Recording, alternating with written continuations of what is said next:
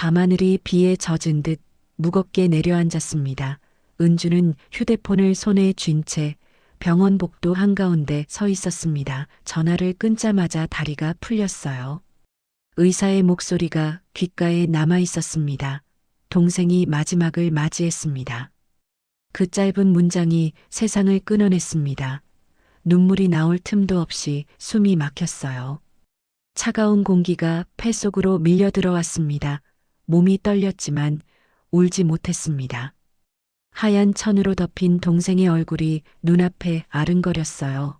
아직 따뜻할 것 같은 그 손을 잡아보려 했지만 이미 의식은 없었습니다. 은주는 멍하니 서서 흰 복도를 바라봤습니다. 환한 불빛이 너무 잔인하게 느껴졌어요. 장례식장은 조용했습니다. 향 냄새와 국화향이 섞여 공기가 묵직했어요.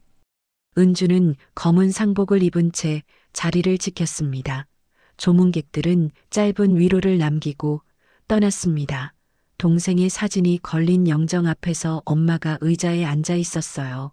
얼굴은 창백했고 손등은 푸석했습니다. 은주는 엄마의 어깨를 감싸 안았어요. 괜찮아요. 이제 그만 울어요. 그러나 엄마는 아무 말도 하지 않았습니다. 그저 입술만 떨리고 눈물만 흘러내렸습니다. 그 눈물의 무게가 얼마나 무거운지 은주는 알았습니다. 밤이 깊어질수록 향 냄새가 진해졌고 마음은 더 텅 비어갔습니다. 며칠 후 장례를 마치고 집으로 돌아온 은주는 말없이 창가에 앉아 있었습니다. 비가 내린 뒤라 하늘은 잿빛이었어요. 창문 유리 너머로 바람이 스며들었고 커튼이 미세하게 흔들렸습니다. 그 소리마저 쓸쓸했습니다. 테이블 위에는 약봉지가 놓여 있었어요. 엄마가 복용 중인 약이었죠. 병원에서 건네받은 진단서에는 심장 기능 저하 만성 신부전이라는 글자가 선명했습니다. 그 글자를 보는 순간 은주의 눈가가 젖었습니다. 이제 엄마를 더는 혼자 두면 안 된다고 생각했어요. 그 마음이 무겁고 분명했습니다. 그날 밤 은주는 잠들지 못했습니다. 벽식의 초침이 일정하게 움직이는 소리가 유난히 크게 들렸어요. 남편 태식은 옆방에서 코를 골며 잠들어 있었습니다. 그녀는 불 꺼진 거실로 나와 조용히 앉았습니다. 커튼 사이로 스며드는 가로등 불빛이 손등에 내려앉았습니다. 손을 들어 그 빛을 바라보다가 눈을 감았습니다. 엄마의 미소가 떠올랐어요. 결혼식 날 흰 한복을 입고 흐뭇하게 바라보던 그 얼굴이 아직도 선명했습니다. 하지만 이제 그 얼굴에는 미소가 없었습니다. 은주는 가슴 깊이 한숨을 삼켰습니다. 내일은 엄마를 모시고 와야겠다. 그 결심이 머릿속에서 단단히 자리 잡았습니다. 다음 날 아침 식탁 위엔 식은 국과 김치 몇 조각이 놓여 있었습니다. 태식은 신문을 펴놓고 커피를 마셨습니다. 그는 무심한 얼굴로 물었습니다. 장례는 끝났지. 이제 어떻게 할 거야? 은주는 잠시 머뭇거리다 조용히 말했습니다. 엄마를 모시고 오려고 해. 이제 혼자 계시면 안 될 것 같아. 태식의 얼굴이 굳었습니다. 그는 커피잔을 내려놓으며 짧게 말했다. 우리 형편에 그게 가능하다고 생각해. 당신 지금 감정에 휘둘리는 거야. 은주는 아무 대답도 하지 않았습니다. 대신 젓가락을 내려놓고 고개를 숙였습니다. 그 모습이 태식의 신경을 거슬리게 했습니다. 그는 신문을 덮으며 날카롭게 말했다. 나한테 미리 상의라도 했어야지. 그게 결혼한 사람의 예의 아니야. 은주는 조용히 일어섰습니다. 그리고 싱크대 앞에 서서 물을 틀었습니다. 차가운 물이 손등을 적셨습니다. 그 차가운 감각이 오히려 마음을 붙잡아주는 것 같았습니다. 저녁이 되자 은주는 병원으로 향했습니다. 복도 끝. 창가에는 노을빛이 희미하게 번지고 있었습니다. 엄마는 침대에 누워 있었어요. 얼굴은 더 야위었고 눈빛은 멍했습니다. 은주는 의자를 끌어와 옆에 앉았습니다. 엄마가 말했다. 은주야, 나 때문에 마음 고생하지 마라. 나 이제 다 정리됐다. 너는 내 살림 챙겨라. 은주는 고개를 저었습니다. 그런 말 하지 마세요. 아직 오래 사셔야죠. 엄마의 손을 잡았지만 손끝이 얼음처럼 차가웠습니다. 엄마는 힘없이 웃었습니다. 그래도 이제 내가 옆에 있으니 든든하다. 그 말에 은주의 눈이 붉어졌습니다. 병실 밖으로 나왔을 때 복도 끝 창문에서 바람이 불어왔습니다. 커튼이 바람에 흔들리고 노을빛이 그녀의 얼굴을 비추었습니다. 은주는 잠시 서서 하늘을 올려다봤습니다. 붉은 빛이 눈에 스며들었어요. 마음 한쪽이 서늘하게 식었습니다. 그녀는 작은 목소리로 중얼거렸습니다. 이제 엄마를 내가 지켜야겠다. 남은 가족이 나뿐이라면 그게 내 몫이지. 그 말이 바람에 섞여 복도 끝으로 흘러갔습니다. 집으로 돌아오는 길거리는 어둑했고 가로등 불빛이 젖은 도로에 길게 늘어져 있었습니다. 자동차 소리와 사람들의 웃음소리가 멀게 들렸습니다. 은주는 한 손에 병원 봉투를 들고 천천히 걸었습니다. 발끝에 묻은 빗물이 차갑게 스며들었지만 그녀는 멈추지 않았습니다. 이 길 끝에 엄마와 내가 함께 있을 공간을 만들자. 그 생각 하나가 그녀를 앞으로 밀었습니다. 그날 밤 은주는 책상 앞에 앉아 종이를 꺼냈습니다. 메모장에 단정히 적었습니다. 내일 엄마 모시러 가기. 그 한 줄이 그 어떤 약속보다 단단했습니다. 그 다음 날 아침 은주는 일찍 눈을 떴습니다. 창문 밖은 회색빛으로 흐렸고 바람이 잔잔히 커튼을 흔들고 있었습니다. 그녀는 조용히 주방으로 나가 밥솥 뚜껑을 열었습니다. 김이 피어오르며 따뜻한 냄새가 퍼졌습니다. 그 냄새 속에서 문득 엄마 생각이 났습니다. 이제는 혼자 두면 안 되겠다고 마음을 다잡았습니다. 식탁 위에 밥과 반찬을 올리고 남편의 방 문을 두드렸습니다. 태식은 아직 잠에 취한 얼굴로 나왔습니다. 그는 시계를 흘끗 보더니 말했다. 오늘 왜 이렇게 일찍 일어났어? 은주는 대답 대신 조심스레 말했다. 오늘 엄마 모시러 가려고 해. 태식의 표정이 단단하게 굳었습니다. 그는 숟가락을 들다 멈췄습니다. 말없이 은주를 바라보던 눈빛이 차가워졌습니다. 은주는 그 시선을 느꼈지만 피하지 않았습니다. 잠시 정적이 흘렀습니다. 그리고 태식이 낮게 말했다. 당신 아직도 그 생각이야. 은주는 고개를 끄덕였습니다. 태식은 한숨을 내쉬며 신문을 펼쳤습니다. 그 종이 넘기는 소리가 유난히 크게 울렸습니다. 그는 신문에 시선을 둔 채 말했습니다. 그럼 우리 어머니는 어떡하라고? 은주는 잠시 멈칫했습니다. 말없이 숟가락을 내려놓았습니다. 시어머니는 다른 형제들이 챙기고 있었기에 별 탈이 없을 거라 생각했지만 태식은 계속 말했다. 어머니가 어제부터 감기가 심하대 며칠 우리 집에 오시기로 했어. 은주의 얼굴이 하얗게 질렸습니다. 거실 공기가 순식간에 무거워졌습니다. 은주는 잠시 말문이 막혔습니다. 시어머니가 오신다니. 마음이 복잡했습니다. 물론 가족이지만 지금 엄마를 모셔야 할 때였습니다. 그 생각이 머릿속을 휘저었습니다. 태식은 덧붙였습니다. 당신도 알잖아. 어머니는 혼자 계시면 안 돼. 몸이 약하시잖아. 은주는 가만히 고개를 숙였습니다. 감기와 병은 다르잖아요. 그 말이 목구멍까지 올라왔지만 꾹 눌렀습니다. 대신 조용히 물컵을 치웠습니다. 태식은 신문을 덮으며 짧게 말했다. 당신 엄마는 요양원 생각해봐. 그게 서로 편할 거야. 은주의 손이 미세하게 떨렸습니다. 컵이 흔들리며 물이 조금 쏟아졌습니다. 그녀는 그것을 닦으며 아무 말도 하지 않았습니다. 손끝이 젖었지만 얼굴은 굳어 있었습니다. 그날 오후 시어머니가 집에 도착했습니다.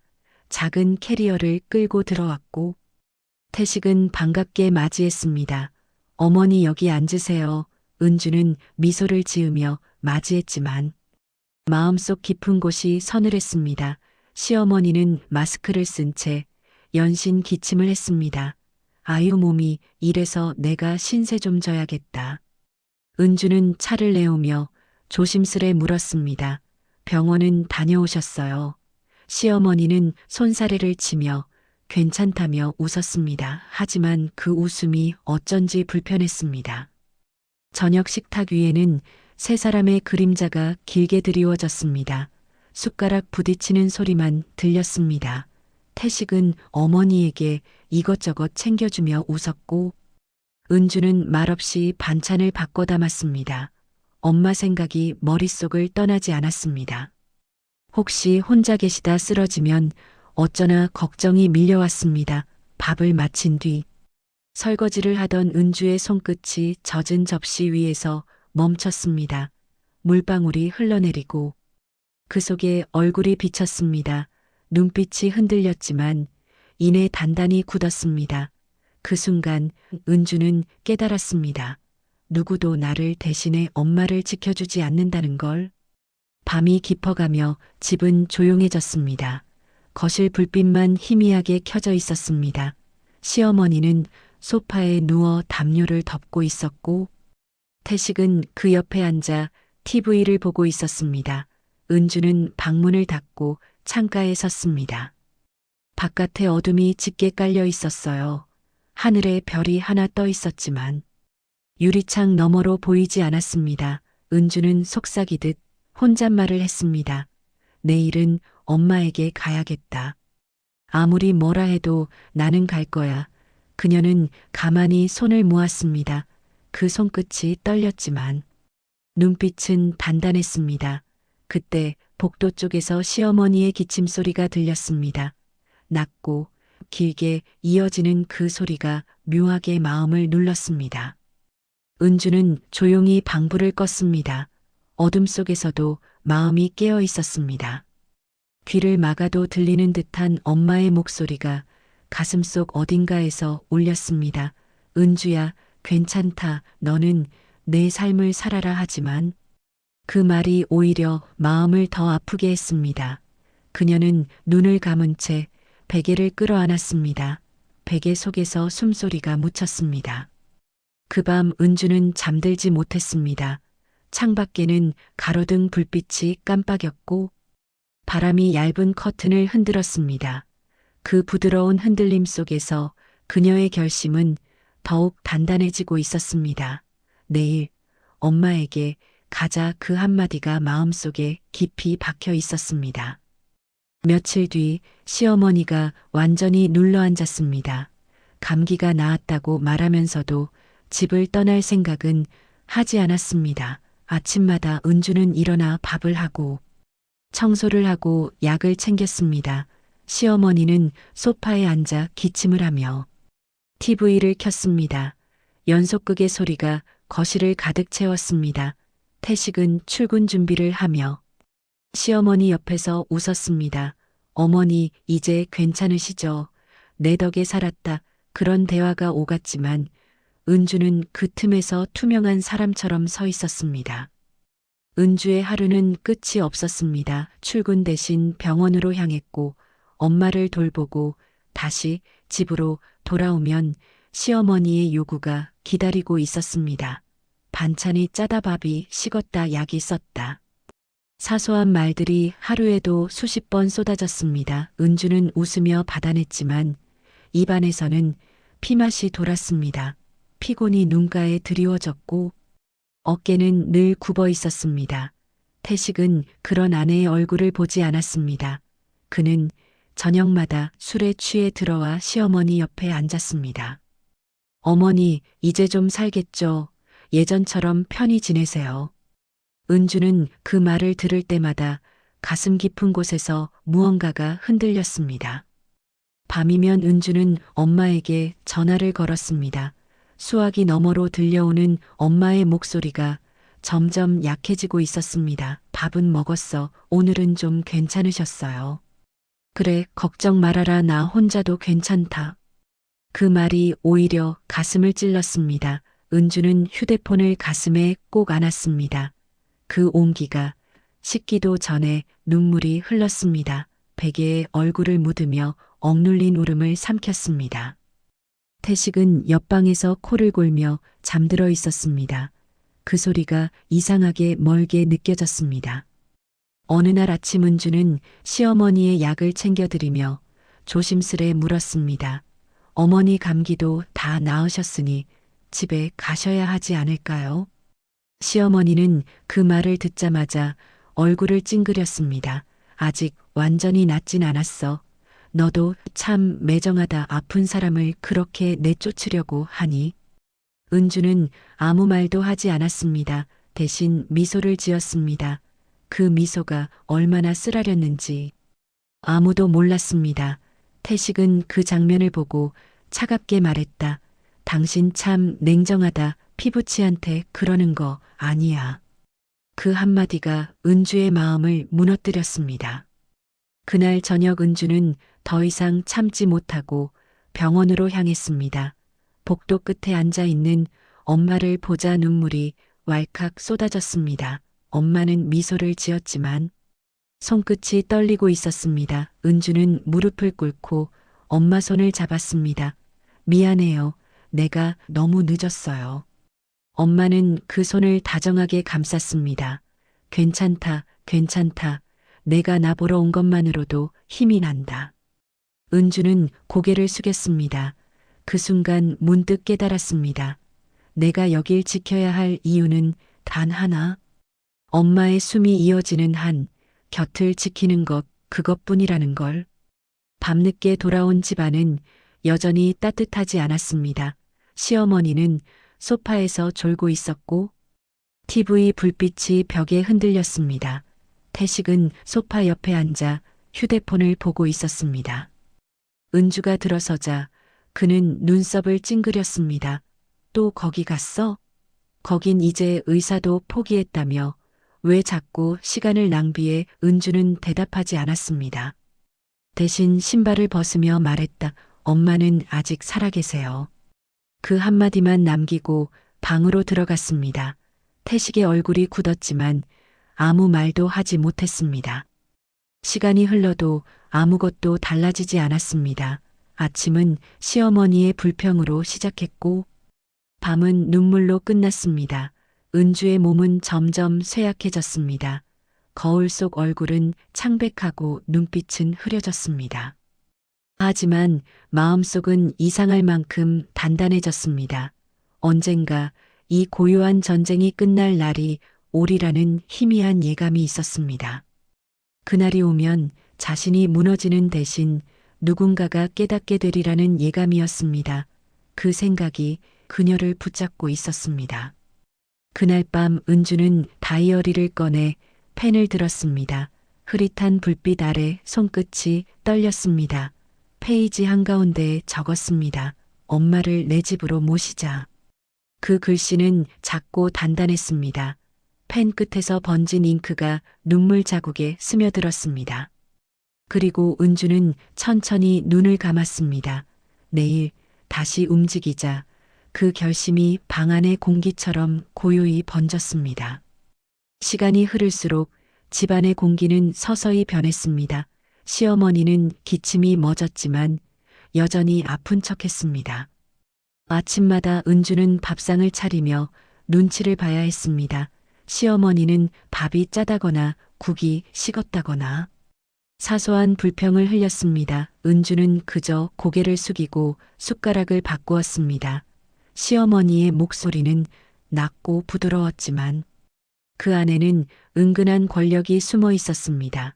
태식은 그런 엄마의 말을 고지곳대로 믿었습니다. 회사에서 받은 스트레스까지 얹어 은주에게 나를 세웠습니다.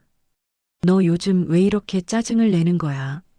어머니 말씀 들어보니 하루 종일 찡그리고 있다며 그는 그 말만 던지고 퇴근 후에도 시어머니 곁에서 웃었습니다. 은주는 그 웃음소리가 점점 낯설게 들렸습니다. 저녁 무렵 거실 한쪽에서 시어머니가 기침을 하며 쓰러지는 소리를 냈습니다. 태식은 놀라 달려왔고 은주는 식탁에서 손을 멈췄습니다. 시어머니는 숨을 몰아쉬며 힘없이 누워 있었습니다. 은주는 얼른 부축했습니다. 그런데 그 순간 시어머니의 눈이 스쳐 지나가듯 열렸습니다. 짧고 얇은 미소가 입가에 맺혔습니다. 은주는 그 눈빛이 이상하게 느껴졌습니다. 병원으로 가자는 말에 시어머니는 손을 내저으며 말했다. 괜찮다. 잠깐 어지러웠을 뿐이다.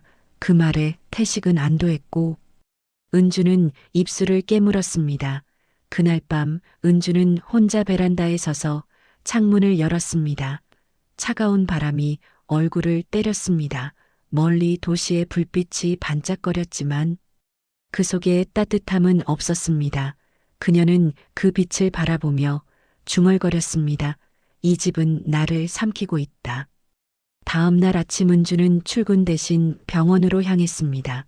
엄마는 여전히 병실에 누워 있었지만 얼굴이 더 창백했습니다. 손끝에 주사 바늘이 꽂혀 있었고 산소기계의 불빛이 깜빡였습니다. 은주는 조용히 손을 잡았습니다. 엄마는 눈을 뜨며 힘없는 웃음을 지었습니다. 왔구나. 은주는 그 말 한마디에 울음이 터질 뻔했습니다.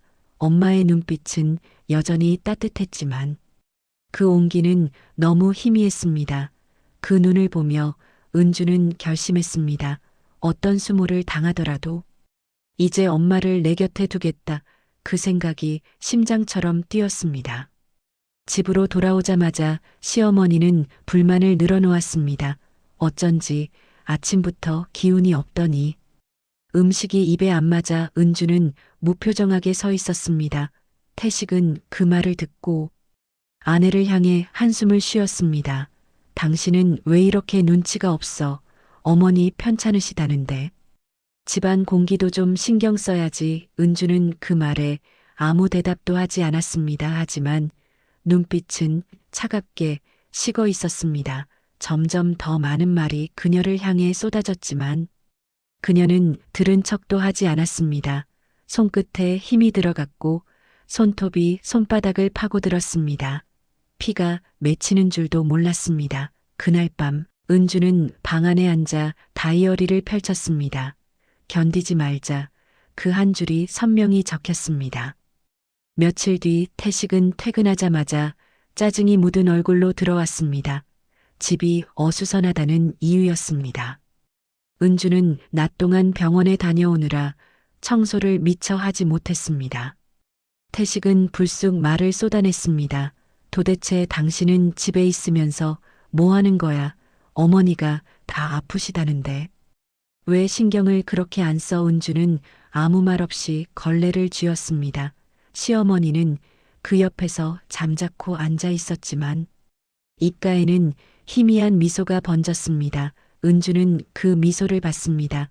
차갑고 얇은 미소였습니다. 그날 밤 은주는 처음으로 남편의 얼굴을 바라보며 깨달았습니다. 사랑이 아니라 의무로만 이어진 관계라는 걸.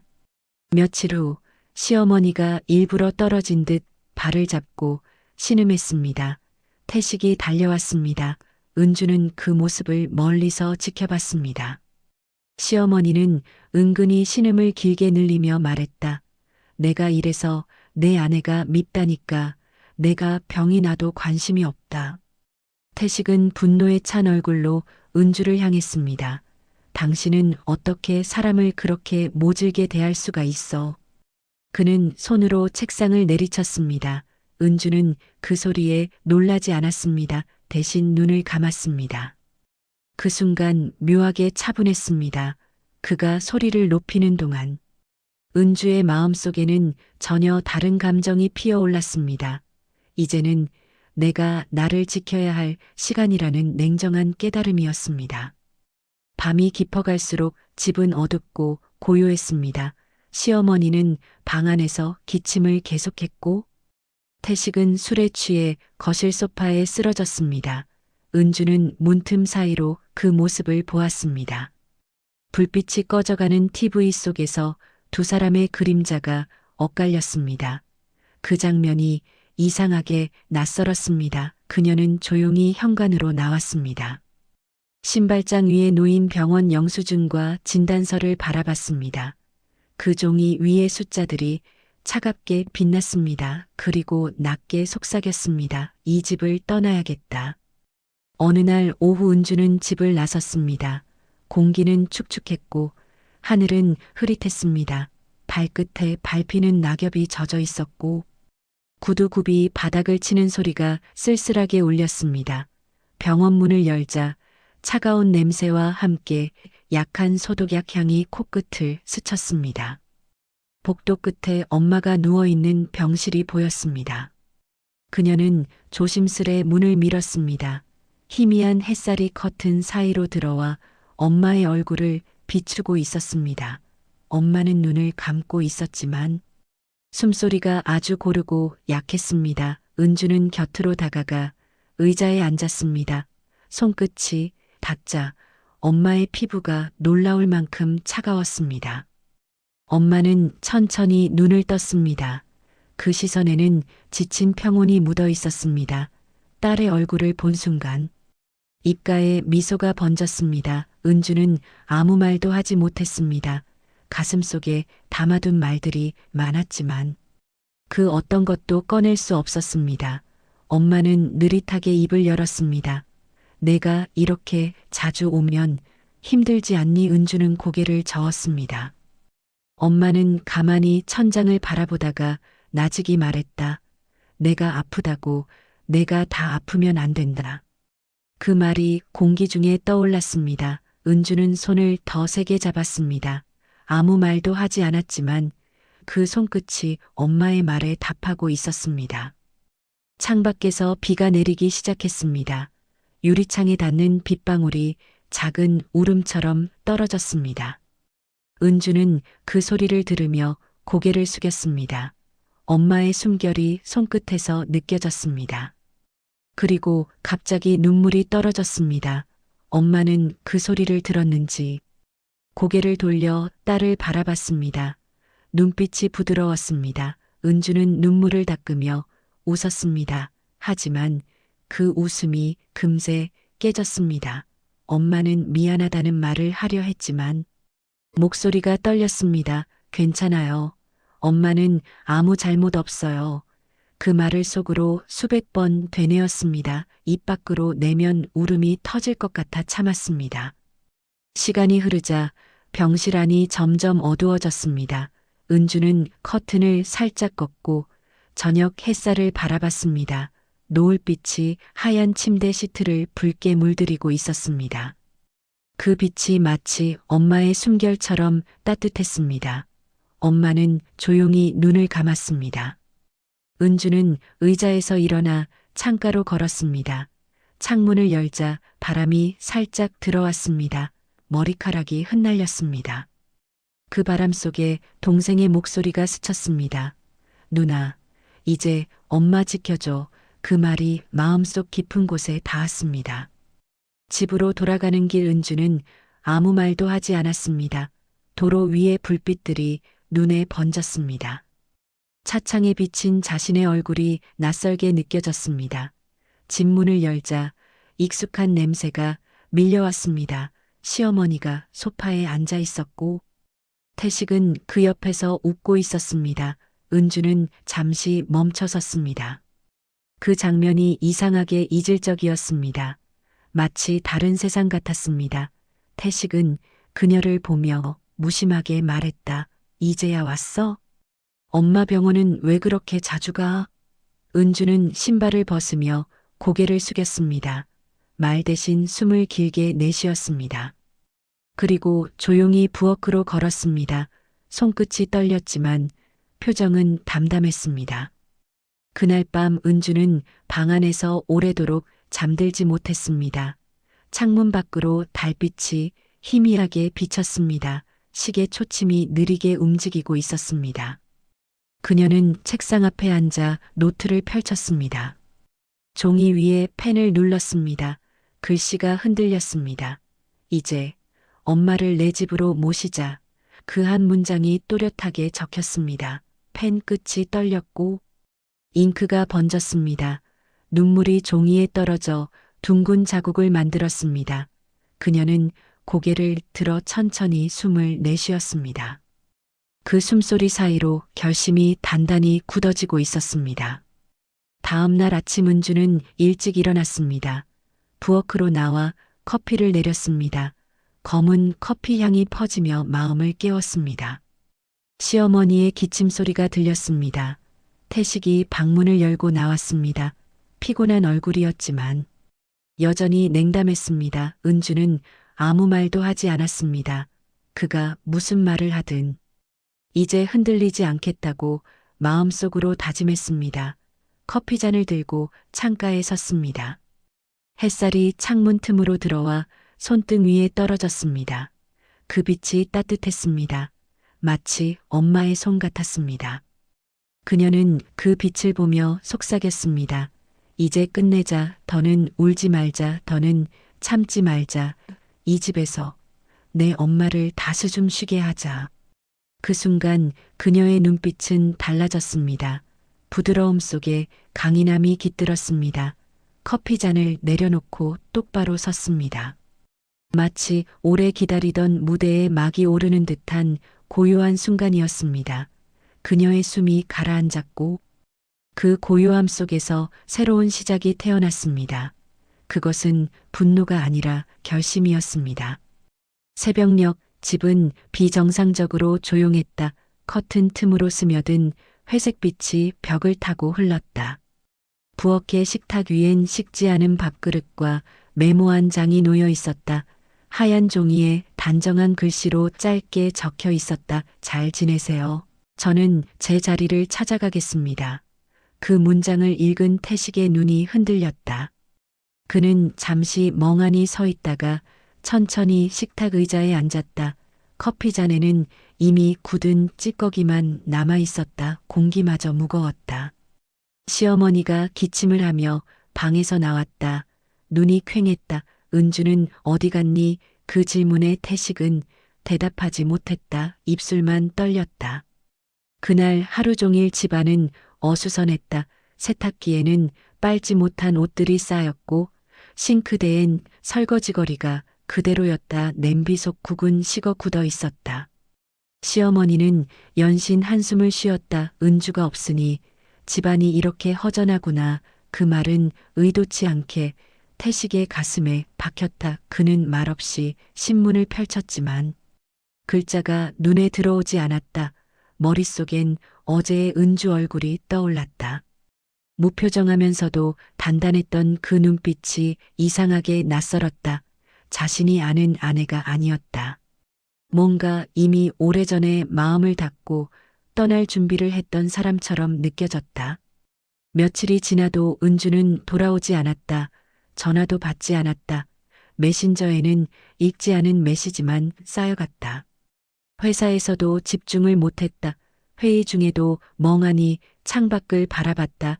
비가 내리고 있었고 그 빗소리가 자꾸 은주의 목소리처럼 들렸다. 저녁이 되자 그는 무겁게 집으로 향했다. 현관을 열자 시어머니가 바닥에 주저앉아 있었다. 얼굴이 창백했다. 심장이 이상하다고 했다. 태식은 놀라 어머니를 부축해 병원으로 달려갔다. 응급실의 흰 불빛 아래 의사는 조용히 말했다. 심장에 문제가 있습니다. 입원 치료가 필요합니다. 그 말이 귓가에서 메아리 쳤다. 병원 복도에 앉은 태식의 얼굴엔 피로와 혼란이 뒤섞여 있었다. 시어머니는 병실 침대에 누워 있었다. 산소호흡기가 가볍게 움직였다. 태식은 손으로 얼굴을 감쌌다. 숨이 막혔다. 엄마의 손을 잡았지만 그 손이 놀랍도록 약했다. 자신이 의지하던 모든 것들이 무너지는 느낌이었다. 그때 문득 은주의 모습이 떠올랐다. 그녀는 이런 상황에서도 끝까지 자리를 지켰을 것이다. 그는 그 생각에 스스로를 부끄러워했다. 너무 늦게 깨달은 후회가 가슴을 찔렀다. 며칠 뒤 집으로 돌아온 그는 거실을 둘러봤다. 먼지가 내려앉은 테이블 위엔 시어머니의 약봉지와 영수증들이 흩어져 있었다. 그중 한 장의 서류가 눈에 띄었다. 은주가 남겨둔 이름으로 된 은행 서류였다. 대출 상환 명세서, 그리고 태식 명의의 채무 이전 확인서였다. 그는 믿을 수 없다는 듯 서류를 들었다. 자신이 감당해야 할 모든 빚이 자신 앞으로 옮겨져 있었다. 손끝이 떨렸다. 머리가 하얘졌다. 그제서야 깨달았다. 은주가 단순히 떠난 게 아니라 모든 정산을 마치고 떠난 거란 걸. 그날 밤 그는 불 꺼진 거실에 앉아 있었다.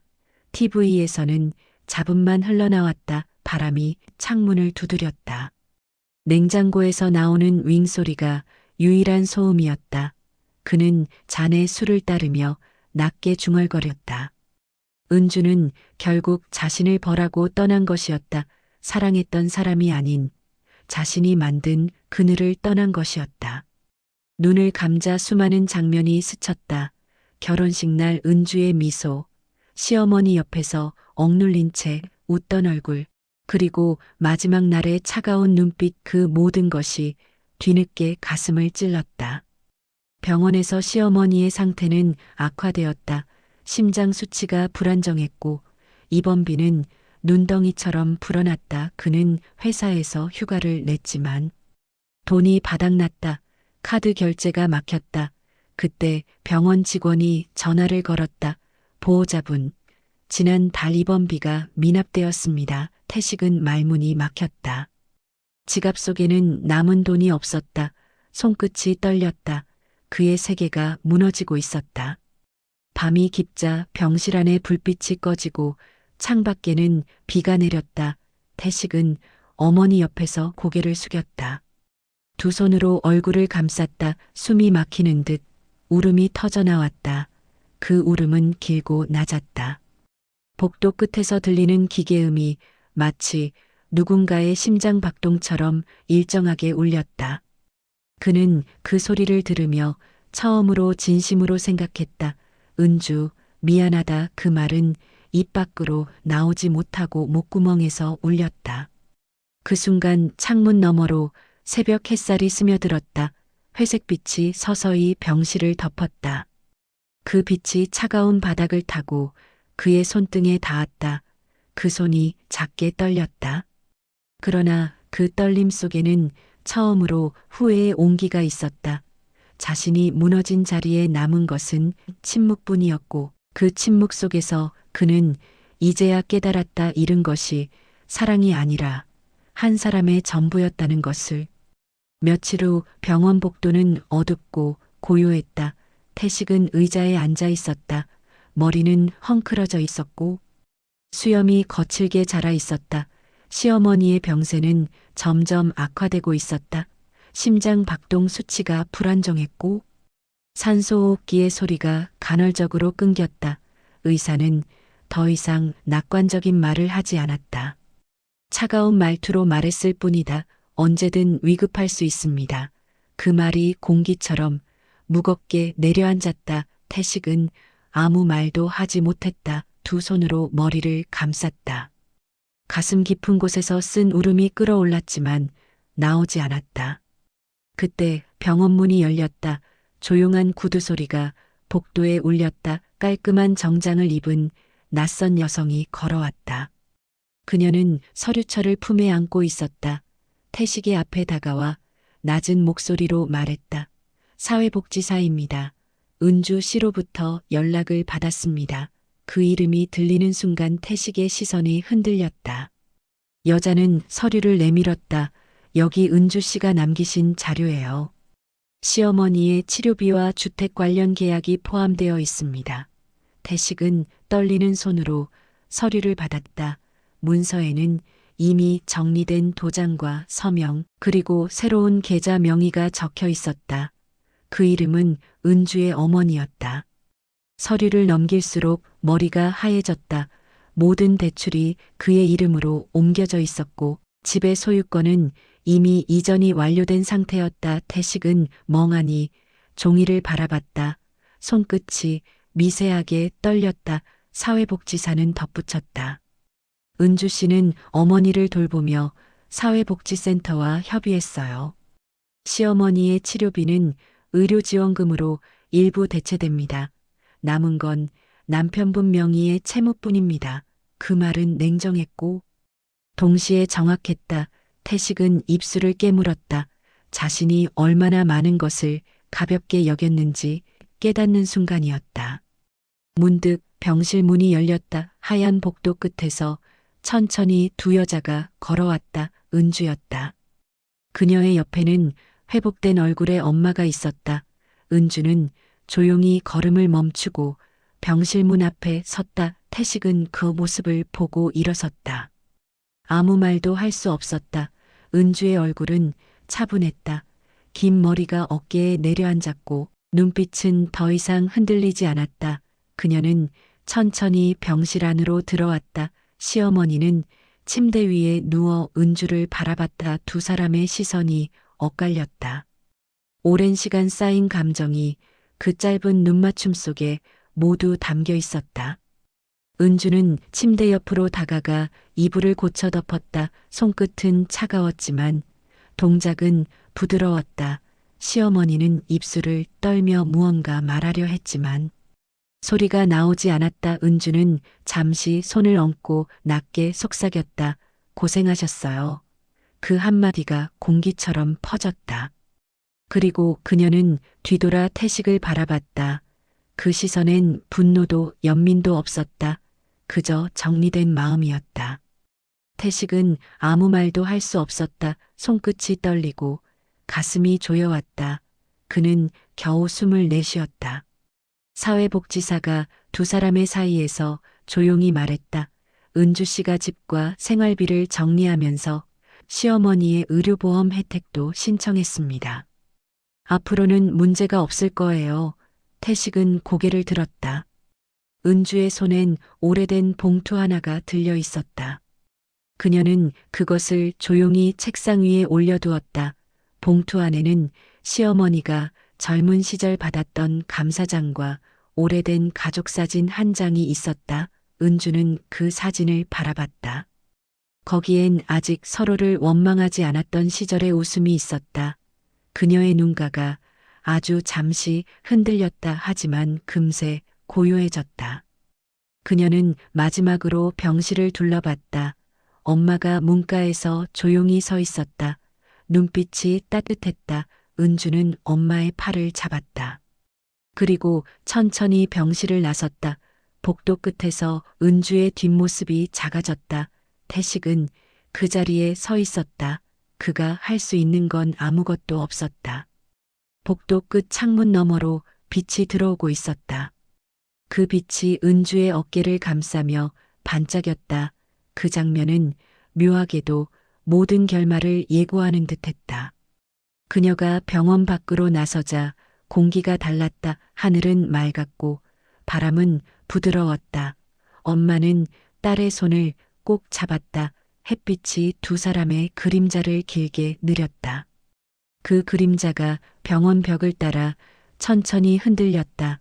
그들은 뒤돌아보지 않았다. 발걸음은 가벼웠고 눈빛은 단단했다. 은주의 얼굴엔 긴 시간 동안 눌러왔던 숨이 조금씩 풀려나오는 표정이 번졌다. 그 순간 멀리서 들려오는 종소리가 잔잔히 울렸다. 마치 오래된 굴레가 풀리는 소리처럼. 그날 저녁 태식은 병실 창가에 앉아 있었다. 노을빛이 병원 벽을 붉게 물들였다. 손에 쥔 서류가 낯설게 느껴졌다. 눈을 감자 은주의 목소리가 귀에 맴돌았다. 이젠 진짜 가족이 누군지 알겠죠. 그 말은 잔인하게 부드러웠다. 그는 천천히 고개를 숙였다. 눈물이 떨어졌다. 그러나 그 눈물은 후회였고 동시에 처음으로 느낀 인간다운 감정이었다. 몇 달 후 봄이 찾아왔다. 하늘은 유난히 맑았고 골목마다 개나리가 피었다. 은주는 작은 식당 문을 열었다. 따뜻한 국물 냄새와 갓 지은 밥 향이 공기 속에 퍼졌다. 손님들이 하나둘 들어오고 있었다. 식당 안에는 소박하지만 정돈된 평화가 있었다. 주방 한쪽 의자에는 은주의 엄마가 앉아 있었다. 환하게 웃으며 손님을 맞았다. 얼굴엔 생기가 돌았다. 오랜 병마를 견뎌낸 사람의 눈빛에는 묘한 힘이 있었다. 엄마는 천천히 밥을 뜨며 말했다. 은주야, 이제야 내 얼굴이 편해졌다. 은주는 잠시 손을 멈추고 미소를 지었다. 그 미소는 지난 시간의 모든 아픔을 덮는 듯 부드러웠다. 식당 벽에는 작은 액자가 걸려 있었다. 하루를 정성껏 검은 글씨로 써진 그 문장은 은주가 직접 쓴 것이었다. 손님들 사이로 바람이 불어와 커튼이 살짝 흔들렸다. 햇빛이 엄마의 머리카락에 닿았다. 그 빛이 따뜻했다. 마치 새로운 인생이 그 빛 아래서 피어나는 듯했다. 은주는 커다란 냄비 뚜껑을 열며 말했다. 오늘도 잘 살아야지. 그 한마디는 낮고 단단했다. 그 무렵 태식의 인생은 완전히 다른 곳으로 흘러가고 있었다. 회사에서 구조조정이 시작되었고 그는 이름이 명단에 올랐다. 카드 대금이 밀렸고 은행에서 독촉 전화가 왔다. 병원비와 채무가 겹쳐 그의 삶은 점점 조여왔다. 아침마다 그는 잠에서 깼지만 일어날 힘이 없었다. 침대 옆엔 미납 통지서가 수북이 쌓여 있었다. 창밖에는 봄비가 내리고 있었다. 그 빗소리가 어딘가 모르게 무겁고 서늘했다. 그는 무심히 창문을 열었다. 차가운 공기가 얼굴을 스쳤다. 손끝이 저릿했다. 마음속 깊은 곳에서 자신이 만든 그늘이 자신을 삼켜가고 있었다. 하루는 태식이 병원으로 향했다. 시어머니는 여전히 병상에 누워 있었다. 예전보다 더 마르고 눈빛은 희미했다. 그 옆에는 은주가 남겨둔 봉투가 놓여 있었다. 봉투 안에는 치료비 일부와 편지 한 장이 들어 있었다. 짧은 문장이었다.